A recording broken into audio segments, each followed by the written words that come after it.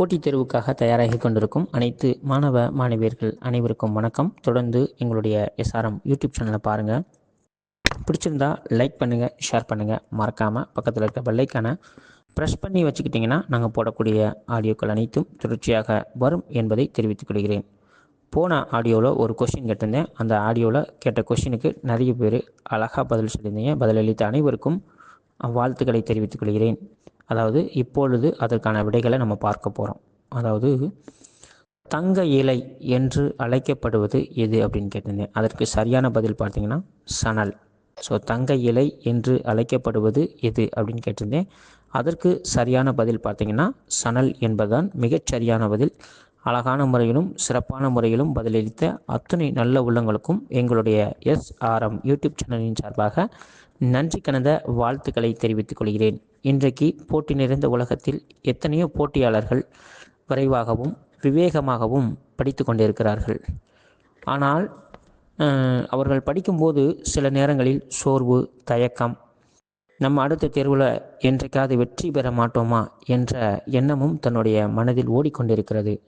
அப்படி ஓடிக்கொண்டிருக்கிறவர்களுக்கு நான் சொல்லக்கூடிய ஒரே ஒரு விஷயம் என்னவென்றால், நீங்கள் எந்த ஒரு தேர்வையும் எழுதும்போது சோர்வு இல்லாமல், தயக்கம் இல்லாமல் தெளிவாக நீங்கள் எழுத கற்றுக்கொண்டால் உங்களாலும் எந்த விதமான தேர்விலும் வெற்றி பெற முடியும் என்பதுதான் மிக சரியான ஒன்றாகும்.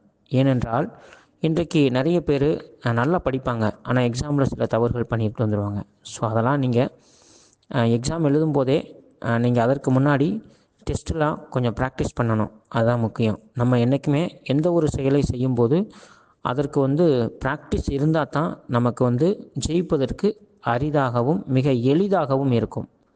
ஏன்னா இன்றைக்கி ஒரு விஷயம் தள்ளி தள்ளி போகுது அப்படின்றதுக்கு காரணம் நம்மகிட்ட நல்லா படிப்போம், நல்லா ஸ்கோர் பண்ணுவோம், எல்லாமே இருக்கும். ஆனால் நம்ம அதற்கேற்ற பயிற்சி இருக்காது. அப்போ நம்ம படிக்கவும் செய்யணும், அதே மாதிரி கொஷின் அடிக்கடி போட்டு பார்க்கணும். டெஸ்ட்டு போட்டு பார்த்தா தான் நமக்கு நிறைய விஷயங்களை நம்மளால் தெரிய முடியும் என்பதையும், நீங்கள் தேர்வில் வெற்றி பெறுவதற்கு ஒரு சிறந்த வழியாகவும் இருக்கும் என்பதை நான் கூறிக்கொள்கிறேன். அதே போல் நாங்கள் போடக்கூடிய ஒவ்வொரு ஆடியோவுமே எல்லா எக்ஸாமுக்குமே யூஸ் ஆகும். சரிங்களா? இன்றைக்கி டெட்டாக இருக்கட்டும், இல்லை டிஎன்பிசியாக இருக்கட்டும், இல்லை பிஜிடிஆர்பியாக இருக்கட்டும், இல்லை யூஜிடிஆர்பியாக இருக்கட்டும், இந்த எல்லா தேர்வுக்குமே சேர்த்து தான் நம்ம வினாக்கள் கொடுக்குறோம். ஸோ அதை நீங்கள் மறக்காமல் பாருங்கள். பார்த்தீங்க அப்படின்னா ஒரு நூலை பற்றிலாம் கொடுக்கும்போது ரொம்ப தெளிவாக இருக்கும். சரிங்களா? ஓகே, இன்றைக்கு நம்ம தமிழ்லேருந்து 8 தொகை நூலில் இருந்து ஐங்குறுநூறை பற்றின ஒரு சில வினாவிடைகளை நம்ம பார்க்க போகிறோம். சரிங்களா? வாங்க ஆடியோக்குள்ளே போகலாம். 1. 8 தொகை நூல்களுள் அதிகமான பாடல்களை கொண்ட நூல் எது? விடை குறுந்தொகை. விடை ஐங்குறுநூறு. நல்லா பாருங்கள். 8 தொகை நூல்களுள் அதிகமான பாடல்களை கொண்ட நூல் எது? விடை பார்த்தீங்கன்னா ஐங்குறுநூறு. இதில் எத்தனை பாடல் இருக்குன்னா 500 பாடல்கள் இருக்குது. சரிங்களா? ஓகேவா? அடுத்த வினாவை பார்க்கலாம். ஐங்குறுநூறு என்ற நூலின் அடிவரையறை என்ன? விடை பார்த்தீங்கன்னா 3 அடி சிற்றெல்லையும் 6 அடி பேரெல்லையும் கொண்டது. நல்லா பாருங்கள். ஐங்குறுநூறு என்ற நூலின் அடிவரையறை என்ன? விடை பார்த்தீங்கன்னா 3 அடி சிற்றெல்லையும் 6 அடி பேரெல்லையும் கொண்டது. இந்த கொஷின்லாம் அடிக்கடி டிஎன்பிசியில் ரிப்பீட்டடாக கேட்டிருக்காங்க, கவனமாக பார்த்துக்கணும். ஓகேங்களா? ஓகே, அடுத்து ஒரு பொறுத்துகை கொடுத்துருக்காங்க. அது ரொம்ப ஈஸியாக இருக்கும். இந்த பொறுத்துகையும் கேட்பாங்க, அடிக்கடி கேட்டிருக்காங்க, அதனால் நீங்கள் போய் பார்த்துக்கோங்க. ஓகே, அதற்கு நேராக விடையும் சொல்லிடுறேன், கொஷின் சொல்லி. குறிஞ்சி, அந்த குறிஞ்சி அப்படின்ற பாட்டு எழுதினது யாருன்னு பார்த்தீங்கன்னா விடை கபிலர். ஒவ்வொரு நிலம் 5 நிலம் கொடுத்துருக்காங்க. குறிஞ்சினா விடை கபிலர். அடுத்து 2வது முல்லை, அதை எழுதினது பார்த்தீங்கன்னா பேயனார். முல்லை திணையை பாடியவர் யாருன்னு பார்த்தீங்கன்னா விடை பேயனார். 3வது மருதம், விடை பார்த்தீங்கன்னா ஓரம்போகியார். மருதம் விடை ஓரம்போகியார். 4வது நெய்தல், விடை அம்முவனார். நெய்தல் விடை அம்முவனார். 5 பாலை, விடை பார்த்தீங்கன்னா ஓதலாந்தையார். சரிங்களா? பாலை விடை ஓதலாந்தையார். இந்த கொஷின் அப்படியே பார்த்துக்குங்க. இந்த டைப்லேருந்து ஒரு கொஷின் உறுதியாக வரும். சரிங்களா? ஓகே, அடுத்த கொஷின் பார்ப்போம். ஐங்குறுநூறு என்ற நூலை தொகுத்தவர் யார்? விடை பார்த்தீங்கன்னா புலத்துறை முற்றிய கூடலூர் கிழார். நல்லா கவனமாக பாருங்கள். ஐங்குறுநூறு என்ற நூலை தொகுத்தவர் யார்? விடை புலத்துறை முற்றிய கூடலூர் கிழார். அடுத்த வினாவை பார்க்கலாம். ஐங்குறுநூறு என்ற நூலை தொகுப்பித்தவர் யார்? விடை யானை, கட்சை, மாந்தரன், ஜேரல் இரும்பொறை. நல்லா பாருங்க. ஐங்குறுநூறு என்ற நூலை தொகுப்பித்தவர் யார்?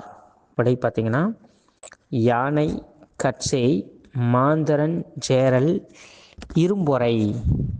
இந்த கொஷினும் அடிக்கடி கேட்டிருக்காங்க. சரியா? ஓகே, அடுத்த வினாவை பார்க்கலாம்.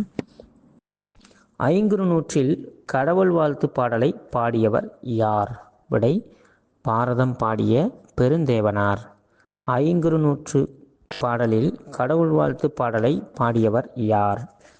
விடை பார்த்தீங்கன்னா பாரதம் பாடிய பெருந்தேவனார். அடுத்த வினாவை பார்க்கலாம். எட்டு தொகை நூலில் பெண்பார் புலவர் பாடல் இடம்பெறாத நூல் எது? விடை ஐங்குறுநூறு. எட்டு தொகை நூலில் பெண்பார் புலவர்கள் பாடல் இடம்பெறாத நூல் எது? விடை ஐங்குறுநூறு. அடுத்த வினாவை பார்க்கலாம். மானுண்டு எஞ்சிய கழுலி நீரே என்ற பாடல் வரி இடம்பெற்றுள்ள நூல் எது? விடை பார்த்தீங்கன்னா ஐங்குறுநூறு. இந்த பாடலை இயற்றினது பார்த்தீங்கன்னா கபிலர் அவர்கள் தான் இயற்றியிருக்கிறார். நல்லா கவனமாக பாருங்கள். மானுண்டு எஞ்சிய கழுலி நீரே என்ற பாடல் வரி இடம்பெற்றுள்ள நூல் எது? விடை பார்த்தீங்கன்னா ஐங்குறுநூறு. இந்த பாடலை இயற்றியவர் யாருன்னு பார்த்தீங்கன்னா கபிலர். சரிங்களா? ஓகே, அடுத்த வினாவை பார்க்கலாம். ஐங்குறுநூறு என்ற நூலை முதலாக பதிப்பித்து வெளியிட்டவர் யார்? விடை உவே சாமிநாதர். ஐங்குறுநூறு என்ற நூலை முதலாக பதிப்பித்து வெளியிட்டவர் யார்? விடை உவே சாமிநாத ஐயர். சரிங்களா? எந்த வருஷம் இதை பதிப்பித்து வெளியிட்டார்னு பார்த்தீங்கன்னா 1903ஆம் ஆண்டிலே உவேசா அவர்கள் ஐங்குறுநூறு என்ற நூலை பதிப்பித்து வெளியிட்டார்.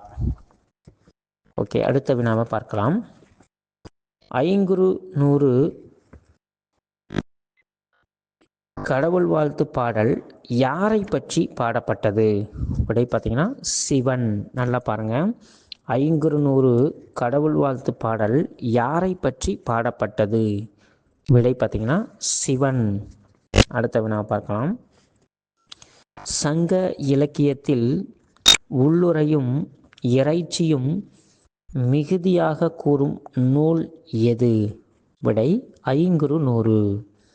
சங்க இலக்கியத்தில் உள்ளுரையும் இறைச்சியும் மிகுதியாக கூறும் நூல் எது? விடை ஐங்குறுநூறு. ஓகேவா? அடுத்த கொஷின் பார்க்கலாம். ஒரு நாள் என்பது? விடை 60 நாளிகை. ஒரு நாள் என்பது? விடை 60 நாளிகை. அடுத்த வினா பார்க்கலாம். ஒரு நாளிகை என்பது? விடை பார்த்தீங்கன்னா 24 நிமிடம்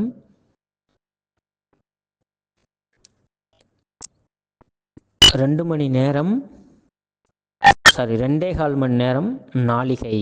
நல்லா கவனமாக பாருங்கள். ஒரு நாளிகை என்பது 24 நிமிடம் 2 மணி நேரம் 1/2 அப்படின்னு சொல்லுவாங்க. அதாவது 1/4 மணி நேரம் அப்படின்னு ஞாபகம் வச்சுங்க. நாளிகை கொண்டது. சரிங்களா? 2.25 நாளிகைகளை உள்ளடக்கியதான் இந்த ஒரு நாளிகை. சரிங்களா? ஓகே, அடுத்த வினாவை பார்க்கலாம். இந்திர விழா குறித்து கூறும் தொகை நூல் எது? விடை ஐங்குறுநூறு. இந்திர விழாவை பற்றி குறித்து கூறும் ஒரே தொகை நூல் எது? விடை ஐங்குறு நூறு. அடுத்த வினாவை பார்க்கலாம். நும்மனை சிலம்பு களியி அயரினும் எம்மனை வதுவை நன்மனம் கலிக என்ற பாடல் வரி இடம்பெற்ற நூல் எது? விடை பார்த்தீங்கன்னா ஐங்குறு நூறு. நல்லா பாருங்கள், இந்த பாடல் வரியை கொடுத்துட்டு இந்த பாடல் வரி எந்த நூலில் இடம்பெற்றிருக்குன்னு சொல்லி கேட்பாங்க. நும்மனை சிலம்பு களியி அயரினும் எம்மனை வதுவை நன்மனம் கலிக என்ற பாடல் வரி இடம்பெற்றுள்ள நூல் எது? விடை பார்த்தீங்கன்னா ஐங்குறு நூறு. அடுத்த வினாவை பார்க்கலாம். விளைக வயலே வருக இரவலர் என வேட்டோய் யாயே என்ற பாடல் வரி இடம்பெற்றுள்ள நூல் எது? விடை பார்த்தீங்கன்னா ஐங்குறு நூறு. இந்த பாடலை பாடியவர் ஓரம்போகியார். நல்லா பாருங்க. விளைக வயலே உருக இரவலர் என வேட்டோய் யாயே என்ற பாடல் வரி இடம்பெற்ற நூல் எது? விடை பார்த்தீங்கன்னா ஐங்குறு நூறு. இதை பாடினது பார்த்தீங்கன்னா ஓரம்போகியார் தான் இந்த பாடலை பாடியிருக்கிறார். சரிங்களா? ஓகே, அடுத்த வினாவை பார்க்கலாம். அடுத்து பாருங்கள், இது ரொம்ப முக்கியம். இப்படி தான் கொஸ்டின் கேட்பாங்க டிஎன்பிசிலாம். விளைக வயலே வருக இரவலர். இதில் இரவலர் அப்படின்ற வேர்டு அண்டர்லைன் பண்ணியிருக்காங்க. என வேட்டோய் யாயே என்ற பாடல் வரியில் அடிக்கோடிட்ட சொல்லிற்கு எதிர்ச்சொல் தருக. விடை பார்த்தீங்கன்னா புறவலர். நல்லா கவனமாக பாருங்கள். விளைக வயலே வருக இரவலர், இந்த வேர்டை அண்டர்லைன் பண்ணியிருக்காங்க. இரவலர் அப்படின்ற வார்த்தையை. என வேட்டோய் யாயே என்ற பாடல் வரியில் அடிக்கோடிட்ட சொல்லிற்கு எதிர்ச்சொல் தருக. விடை பார்த்தீங்கன்னா புறவலர். இந்த இரவலருக்கு ஆப்போசிட் வேர்டு என்னது? புறவலர். நான் ஞாபகம் வச்சுக்கோங்க. அடுத்த வினாவை பார்க்கலாம். வாலி ஆதன் வாலி அவனி. இப்பாடலில் ஆதன் என்பது யாரை குறிக்கும்? விடை பார்த்தீங்கன்னா சேர அரசரை குறிக்கும். நல்லா பாருங்கள். ஆதன் அவனி அப்படின்றது இந்த சேரரை குறிக்கக்கூடிய வார்த்தை. நல்லா கவனமாக பார்க்கணும். இதெல்லாம் பொருத்திகளை கொடுத்து அப்படியே கட்டுருவாங்க. வாலி ஆதன் வாலி அவனி. இப்பாடலில் ஆதன் என்பதன் பொருள் என்ன அப்படின்ற மாதிரி கேட்டிருக்காங்க. ஸோ ஆதன் என்பது எந்த அரசரை குறிக்கக்கூடிய சொல் அப்படின்னு பார்த்தீங்கன்னா சேர அரசர்களை குறிக்கக்கூடிய சொல் தான் இந்த ஆதனும் அவனியும் என்ற சொல். சரிங்களா? ஓகே, அடுத்த கொஸ்டின் பார்க்கலாம். ஐங்குறு நூற்றில் முதலாக பசு என்ற சொல் எதை குறிக்கும்? விடை பார்த்தீங்கன்னா ஆவண்ணா. சரியா? ஆண். சரியா?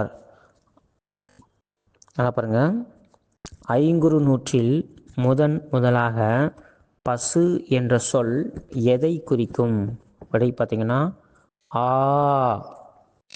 ஆண். சரியா? இதை குறிக்கக்கூடியது. அடுத்த நான் பார்க்கலாம். ஐங்குறு நூறு என்ற சொல்லை பிரித்து எழுதுக.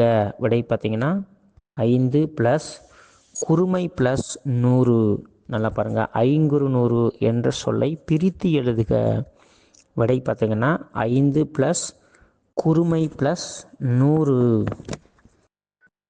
ஓகே, அடுத்த வினாவை பார்க்கலாம். ஐங்குறுநூறு என்ற எட்டுத்தொகை நூலானது எந்த பாவால் அமைந்தது? விடை வந்து பார்த்திங்கன்னா ஆசிரியப்பா. ஐங்குறுநூறு என்ற எட்டுத்தொகை நூலானது எந்த பாவால் அமைந்தது? விடை ஆசிரியப்பாவால் அமைந்தது. அடுத்த வினாவை பார்க்கலாம். ஐங்குறுநூறு என்ற நூலுக்கு முதலில் உரை எழுதியவர் யார்? விடை பார்த்திங்கன்னா ஔவை சு. துரைசாமி பிள்ளை. நல்லா பாருங்கள். ஐங்குறு நூலுக்கு முதலாக உரை எழுதியவர் யார்? விடை பார்த்திங்கன்னா ஔவை சு. துரைசாமி பிள்ளை. அடுத்த வினாவை பார்க்கலாம். ஐங்குறுநூறு என்ற நூலை பாடிய புலவர் விடை பார்த்திங்கன்னா 5 பேர். அதான் சொன்னேன்ல, அந்த 5 நிலங்களை பற்றிய புலவர்கள்லாம் ஐங்குறுநூறை பாடியிருக்காங்க. நல்லா பாருங்கள். ஐங்குறுநூறு என்ற நூலை பாடிய புலவர்களின் எண்ணிக்கை விடை பார்த்திங்கன்னா 5 பேர். ஓகேவா? அடுத்த கொஸ்டின் பார்க்கலாம்.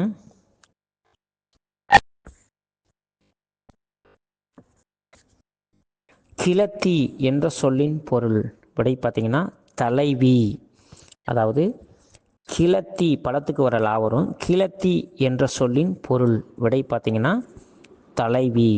ஓகேங்களா? அடுத்த வினாவை பார்க்கலாம். வேட்கை என்ற சொல்லின் பொருள் விடை விருப்பம் அல்லது ஆசை அப்படின்னு சொல்லுவாங்க. வேட்கை என்ற சொல்லின் பொருள் விருப்பம் அல்லது ஆசை என்று பொருள். ஓகேவா? அடுத்த கொஸ்டின் பார்க்கலாம்.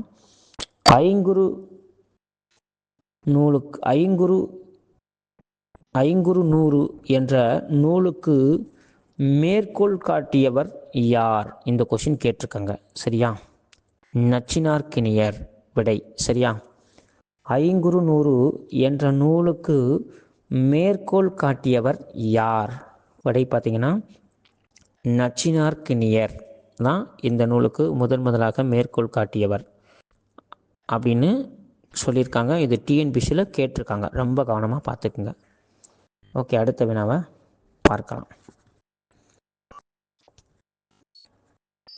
3 அடி முதல் 6 அடி வரை கொண்டு அகவற்பாவால் பாடப்பட்ட நூல் எது? விடை பார்த்திங்கன்னா ஐங்குறுநூறு. இந்த கொஸ்டினும் அப்படியே டிஎன்பிசியில் கேட்டிருக்காங்க. நல்லா பாருங்கள். 3 அடி முதல் 6 அடி வரை கொண்டு அகவற்பாவால் இயற்றப்பட்ட நூல் எது? விடை பார்த்திங்கன்னா ஐங்குறுநூறு. சரிங்களா? ஒரு ஃபைனல் கொஸ்டின் பார்த்துடலாம். 8 தொகை நூலில் அடி அளவில் சிறிய நூல் எது? விடை பார்த்திங்கன்னா ஐங்குறுநூறு. இந்த கொஸ்டினும் அப்படியே டைரெக்டாக கேட்டிருக்காங்க. நல்லா பாருங்கள். 8 தொகை நூல்களுள் அடி அளவால் மிகச்சிறிய நூல் எது? விடை பார்த்திங்கன்னா ஐங்குறுநூறு என்பதுதான் சரியான பதில். ஓகே நண்பர்களே, இந்த ஆடியோ உங்களுக்கு பிடிச்சிருக்குன்னு நினைக்கிறேன். மறக்காமல் உங்களுடைய கமெண்ட்ஸையும் சொல்லுங்கள். அதே மாதிரி மறக்காமல் இந்த ஆடியோவை முழுமையாக பாருங்கள். உங்களுக்கு ரொம்ப பயனுள்ளதாக இருக்கும். எல்லா விதமான போட்டித் தேர்வையும் நீங்கள் எதிர்நோக்கி எழுதும்போது உங்களுக்கு இந்த ஆடியோ ரொம்பவும் யூஸ்ஃபுல்லாக இருக்கும் என்பதை நாங்கள் தெரியப்படுத்திக் கொள்கிறோம். அதே போல் இந்த ஆடியோவை முழுமையாக பார்த்துட்டு நீங்கள் போய் ப்ரீவியஸ் இயர் கொஸ்டினில் எப்படியெல்லாம் கொஸ்டின் கேட்டிருக்காங்கன்னு நீங்கள் பார்த்தீங்க அப்படின்னா நம்ம போட்டிருக்க ஆடியோவிலையும் அங்கேயும் எப்படி கொஸ்டின் எடுத்திருக்காங்க அப்படின்றத நீங்கள் தெரிஞ்சுக்கிற முடியும் என்பதையும் நாங்கள் உங்களுக்கு தெரியப்படுத்துகிறோம். இன்றைக்கு உங்களுக்கான ஒரு கேள்வி காத்திருக்கிறது. அந்த கேள்விக்கு தெரிஞ்ச நபர்கள் பதில் சொல்லுங்கள். வரக்கூடிய அடுத்த ஆடியோவில் அதற்கான விடைகளும் அறிவிக்கப்படும் என்பதையும் நான் தெரிவித்துக் கொள்கிறேன். அதாவது திராவிடம் என்ற சொல்லை முதலில் குறிப்பிட்டவர் யார்? திராவிடம் என்ற சொல்லை முதலில் குறிப்பிட்டவர் யார்? இந்த கேள்விக்கு தெரிந்தால் மறக்காமல் பதிலை சொல்லுங்கள். வரக்கூடிய ஆடியோவில் உங்களுக்கு இதற்கான விடைகள் தெரிவிக்கப்படும் என்பதையும் தெரிவித்துக் கொள்கிறோம். நன்றி.